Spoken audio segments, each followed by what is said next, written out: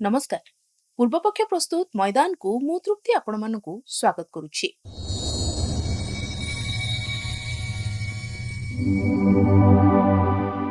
Indian premiere league बा IPL रो सबुठारु सफल एवं लोकप्रिय टीम गुड़िक मध्यरु अन्यतम हेउछि चेन्नई सुपर किंग। पांच थर आईपीएल ट्रॉफी निज नारे करिथिबा एही दल एबे एक नुआ आरंभ करबाकु जाउछि। कारण दीर्घ 18 वर्षर संपर्क परे दलर सफलतम मुख्य कोच स्टीफेन फ्लेमिंग एबे सीएसके सहित निजर यात्रा शेष करिसथि।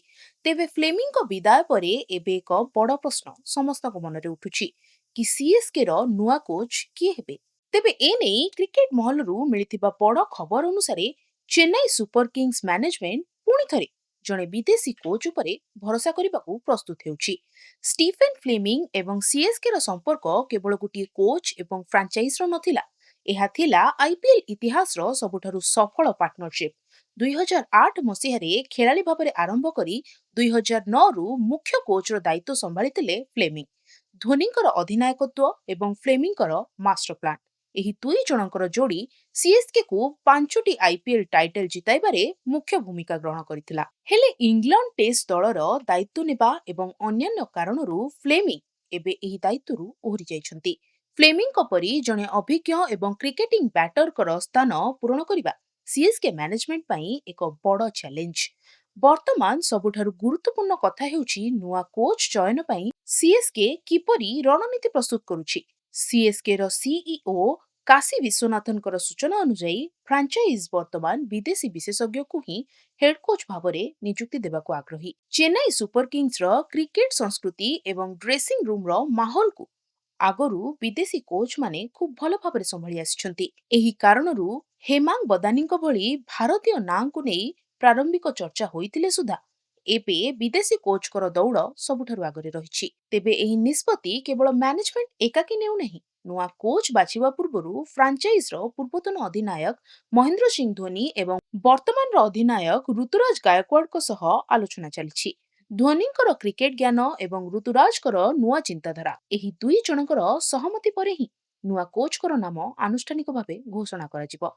एबे आसंतु जानिबा सेही विदेशी ना गुड़िक कोन होई पारे आउ काहा उपरे रहिछि सीएसके रो नजर। क्रिकेट गली रे सबुठारु बड़ चर्चा हेउछि न्यूजीलैंड रो पूर्वतन दिग्गज तथा सीएसके रो पूर्वतन खेलाड़ी ब्रैंडन मैकुलम को ने। मैकुलम पूर्वरु सीएसके पई खेली सारिछन्ति एवं फ्लेमिंग को सह तांकर गभीर बंधुता रहिछि। एहा सह निकटरे फ्लेमिंग इंग्लैंड टेस्ट टीम रो कोच होइथिबा बेले मैकुलम को सह कोचिंग रेल अदल बदल को नै चर्चा जोर धरिछि।